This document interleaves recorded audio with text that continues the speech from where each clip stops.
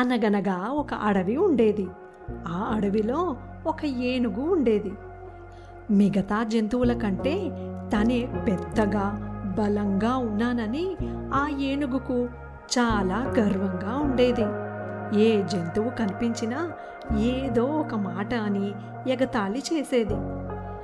ఏనుగు గొప్పదని ఒప్పుకున్న జంతువులను ఏమీ అనకుండా ఉంటూ తన గొప్పతనం ఒప్పుకోని జంతువులను మాత్రం ఇబ్బంది పెట్టేది.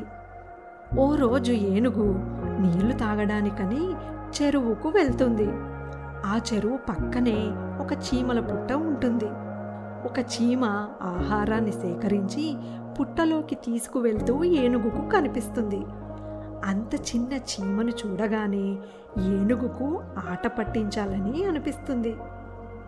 ఏనుగు చెరువు వద్దకు వెళ్ళి తన తొండం నిండా నీటిని నింపుకొని చీమ మీద నీళ్లు పొయ్యడమే కాకుండా పుట్టను కూడా తొక్కేసి పాడు చేస్తుంది. పుట్ట అంతా పాడైపోయి చీమ దాచుకున్న ఆహారం మొత్తం తడిసిపోతుంది. వర్షాకాలం కోసం తాను ఎంతో కష్టపడి పోగు చేసుకున్న ఆహారాన్ని, తన పుట్టను కూడా ఏనుగు పాడు చేసిందని చీమ చాలా బాధపడుతుంది. ఎలాగైనా ఏనుగుకి బుద్ధి చెప్పాలని అనుకుంటుంది చీమ. ఓ రోజు సుష్టుగా భోంచేసి ఓ చెట్టు కింద హాయిగా నిద్రపోతుంది ఏనుగు. నిద్రపోతున్న ఏనుగును చూసి మెల్లిగా తొండంలోకి దూరుతుంది చీమ. తొండంలోకి వెళ్ళిన చీమ ఏనుగుని కుట్టడం ప్రారంభిస్తుంది. కంగారు పడి నిద్రలేచిన ఏనుగు, అయ్యో బాబోయ్, నా తొండం లోపల ఏదో ఉంది, నాకు విపరీతంగా నొప్పిగా ఉంది, నన్ను కాపాడండి, ఎవరైనా రక్షించండి అని గట్టిగా అరుస్తూ ఏడుస్తుంది ఏనుగు. కాసేపటికి చీమ మెల్లిగా తొండంలో నుండి బయటకు వస్తుంది. తనను అంత బాధ పెట్టింది ఇంత చిన్న చీమ అని చీమను చూసి చాలా భయపడుతుంది ఏనుగు.